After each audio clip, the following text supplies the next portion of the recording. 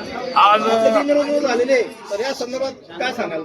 आज छत्रपती संभाजीनगर जिल्हा परिषदच्या या अध्यक्ष आणि उपाध्यक्षाच्या निवडणुकीमध्ये माझी जिल्हा परिषदच्या अध्यक्षपदी बिनविरोध निवड झाली. उपाध्यक्षपदी आमचे जितू बाबा जयस्वाल यांची बिनविरोध निवड झाली. खरं म्हणजे भारतीय जनता पक्षावर आम आदमी सर्वसामान्य जनता यांचा विश्वास आहे आणि या विश्वासावर जवळजवळ संपूर्ण नंबर 1च्या क्रमांकाने आमच्या सीट्स या छत्रपती संभाजीनगर जिल्ह्यामध्ये निवडून आलेल्या होत्या आणि बहुमतासाठी जो काही मॅजिक आकडा आम्हाला पाहिजे होता त्या आकड्याची देखील जुळवाजुळी या ठिकाणी झाली आणि म्हणून जे कोणी ज्ञात अज्ञात व्यक्तींना या ठिकाणी जिल्हा परिषद अध्यक्ष उपाध्यक्षासाठी त्यांचे नामनिर्देशपत्र दाखल करायचे होते त्यांना समोर या ठिकाणी त्यांचा पराभव दिसला आणि म्हणून त्यांनी या ठिकाणी त्यांचे नामनिर्देशपत्र भरले नाहीत आणि म्हणून माझी आणि माझ्या सहकारी जितू बाबा जयस्वाल यांची अनुक्रमे छत्रपती संभाजीनगर जिल्हा परिषदच्या अध्यक्ष आणि उपाध्यक्षपदी या ठिकाणी बिनविरोध निवड झालेली आहे. आणि निश्चितपणे जोपर्यंत आम्ही अध्यक्ष आणि उपाध्यक्ष आहेत तोपर्यंत खऱ्या अर्थाने छत्रपती संभाजीनगर जिल्ह्यातील या संपूर्ण ग्रामीण भागाला चांगला न्याय देण्याचा प्रयत्न आम्ही या ठिकाणी करू. जय हिंद, जय महाराष्ट्र, जय हरी. साहेब, महायुतीमध्ये फूट पडल्याचं दिसून आलंय, काय सांगाल का? महायुतीमध्ये तसं बघितलं तर फूट काही पडलेली नाहीत. भारतीय जनता पार्टी, राष्ट्रवादी काँग्रेस, अजितदादा पवार गट सोबत होतात. शिवसेना, शिंदे गट यांना भारतीय जनता पार्टीने या ठिकाणी त्यांचे उमेदवार क्रमांक 2ने या जिल्ह्यात विजयी झाल्यामुळं त्यांना उपाध्यक्षपद देण्याचं कबूल केलं होतं. परंतु त्यांच्या काही नेत्यांच्या डोक्यामध्ये अविचार आला आणि संपूर्ण जिल्हा परिषदचे अध्यक्ष, उपाध्यक्ष, इथून पुढचे सगळे 4 पदाधिकारी हे केवळ आमचेच होतील या ईर्षेने काही नेते मंडळी या ठिकाणी पेटली होती. परंतु त्यांचे मनसुबे या ठिकाणी भारतीय जनता पार्टीने उधळून लावले आणि खऱ्या अर्थाने आज माझ्यासारख्या सर्वसामान्य शेतकरी, कष्टकरी कुटुंबात जन्मलेल्या माणसाला या ठिकाणी न्याय मिळाला आहे. मिनी मंत्रालयामध्ये दोन्ही पदं आता भाजपकडे आले आणि ग्रामीण भागामध्ये पाण्याचा प्रश्न, रस्त्याचा प्रश्न गंभीर आहे.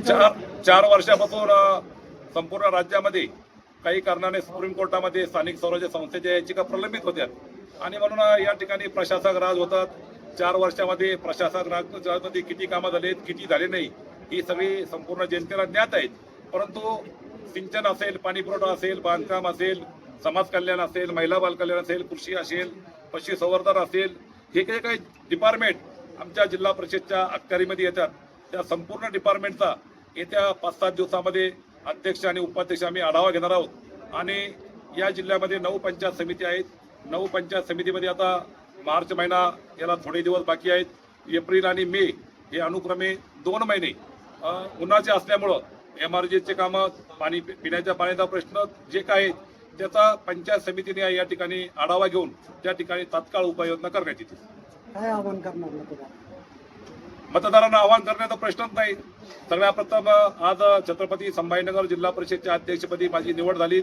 माझा महालगाव जिल्हा परिषद गट हा सातत्याने 25 ते 30 वर्षापासून माझ्या ताब्यात आहेत.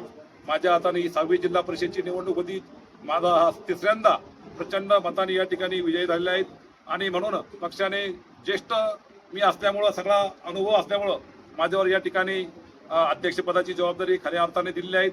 मी सर्वप्रथम माझा जिल्हा परिषद अध्यक्षपदासाठी आज जो काय हा विजय झाला, हा विजय मी माझ्या महालगाव जिल्हा परिषद गटातील 18 गावातील जे माझे तमाम मतदार बंधू भगिनी आहेत यांच्या चरणी या ठिकाणी सर्वप्रथम समर्पित करतो आणि खऱ्या अर्थानं महालगाव सर्कल असेल, वैदापूर तालुका असेल, छत्रपती संभाजीनगर जिल्ह्यातील 63 ते 63 जिल्हा परिषद गट असेल या सर्व गटांना या ठिकाणी न्याय देण्याचा प्रयत्न होईल. धन्यवाद. ओके. खऱ्या अर्थाने लोकशाहीचा झालेला हा विजय आहे. विशेषतः इतकी मोठी निवडणूक असताना इतकी मोठी निवडणूक पारित झाली छत्रपती संभाजीनगरमध्ये. परंतु जी विश्वासार्हता भारतीय जनता पार्टीने आजपर्यंत जे नाव कमवलं, मागील 2014 पासून जी विश्वासार्हता त्या भारतीय जनता पार्टीने टिकवली, त्याची फलश्रुती म्हणून आजची निवड झालेली आहे. आणि विशेष म्हणजे फक्त भारतीय जनता पार्टीचे सदस्य जागेवर नाही राहिले तर एकूणच बाकी जे पक्ष, मित्रपक्ष होते, मित्रपक्षासह अपक्ष राहिलेले जे उमेदवार आले, ते जे सदस्य बनले, त्यांनीही ती विश्वासार्हता दाखवली. आणि ही पहिली वेळ आहे की भारतीय जनता पार्टीने महानगरपालिकेमध्ये जी विश्वासार्हता कायम केली आणि येत्या 5 वर्षामध्ये गाडीचे 2 चाकासारखी शहरी भाग आणि ग्रामीण भाग म्हणजे दोन्ही ही चाकं गाडीच्या चाकासारखी हे चालतील आणि खऱ्या अर्थाने छत्रपती संभाजीनगर शहर आणि छत्रपती संभाजीनगरचा ग्रामीण भाग हा उजळून निघल्याशिवाय राहणार नाही. मिनी मंत्रालय भाजपच्या ताब्यात आलंय, ग्रामीण भागाचा आता विकास होणार का? ग्रामीण भागाचा ज्या मूलभूत सुविधांचा अभाव आजही आहे. खऱ्या अर्थाने मी मागील 2 पंचवार्षिकमध्ये इथे काम केलेलं आहे, 2007 ते 2012 आणि 2017 ते 22. परंतु सतत जनतेच्या संपर्कात राहणारा भारतीय जनता पार्टीचा एक कार्यकर्ता असेल, मग ते पद असो किंवा नसो. आणि आपला जो प्रश्न आहे की भारतीय जनता पार्टीकडे आता अध्यक्ष आणि उपाध्यक्ष पद आलंय, मिनी मंत्रालय ताब्यात आलेलं आहे, महानगरपालिका ताब्यात आहे, पण ग्रामीण भागात विकासापासून दूर आहे. खऱ्या अर्थाने आजपर्यंत भारतीय जनता पार्टीच्या हातामध्ये एक हाती सत्ता इथे आलेली नव्हती.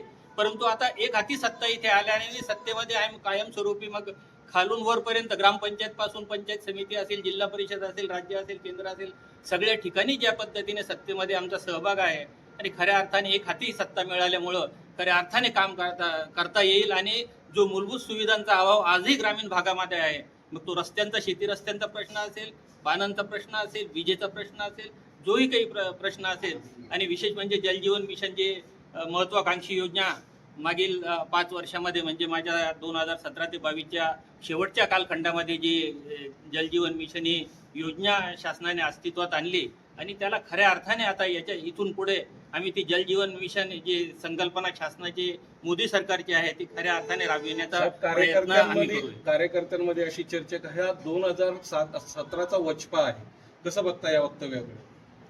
नाही, असं या पद्धतीचं घाणेरडं राजकारण भारतीय जनता पार्टीनं कधीही केलेलं नाही आहे. आणि ती विश्वासार्हता आहे म्हणूनच आता इथला एकही सदस्य बाहेर कुठं सहलीवर गेला नाही, सगळे आपल्या जागेवरच होते. आणि आजचं हे यश त्यावरून आपल्याला, मी सांगतो म्हणून नाही तर तमाम जगाच्या माध्यमातून असेल, शहरामध्ये जे वातावरण आहे त्याच्या माध्यमातूनही आपल्याला कळून येईल की जे आहे विश्वास कायम ठेवलेला आहे. साहेब, आपण उपाध्यक्षपदी निवड झालेली आहे, अध्यक्षही आपलेच आहे, पण ग्रामीण भागामध्ये आजही जसा आपण आता उल्लेख केला, पाण्याचा आणि विजेचा खूप मोठा प्रश्न आहे.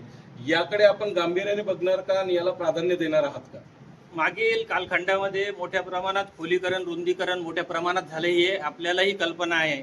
आणि खऱ्या अर्थाने महायुतीच्या माध्यमातूनच ती संकल्पना जी मागील माझ्या कार्यकाळामध्ये आम्ही जवळून पाहिलं की आदरणीय बागडे साहेब असतील, त्यानंतर आज अनुराधाताई इथे काम करतायत आणि पूर्ण वेळ 24 तास जे स्वतःला इथं एक पदाधिकारी म्हणून वाहून घेत आहेत असे प्रतिनिधित्व या भागाला आम्हाला लागलेले आहे. आदरणीय दानवे साहेब असतील, सगळ्यात मोठी गोष्ट की इथं आम्हाला जे मंत्री महोदय लाभलेले आहे या शहराला, मग सावे साहेब असतील, त्यानंतर प्रशांत बम साहेब असतील आणि कर्तव्यदक्ष आमचे आमदार अनुराधाताई चव्हाण असतील की यांच्या माध्यमातून खऱ्या अर्थाने हा विकासाचा जो रथ आहे, महामेरू आहे, आम्ही पार केल्याशिवाय. साहेब, आपण आता दानवे साहेबांचा उल्लेख केला, नेमके कोणते दानवे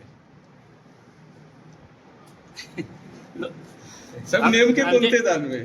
दानवे साहेब जे आमचे लोकसभेचे, ज्यांनी कित्येक वेळा खासदारकी आणि केंद्रीय मंत्री, माझे केंद्रीय मंत्री आदरणीय दानवे साहेब, त्यांचा उल्लेख मी करतोय आणि आपणही तेवढं समजू शकतात. परंतु चला, धन्यवाद सर.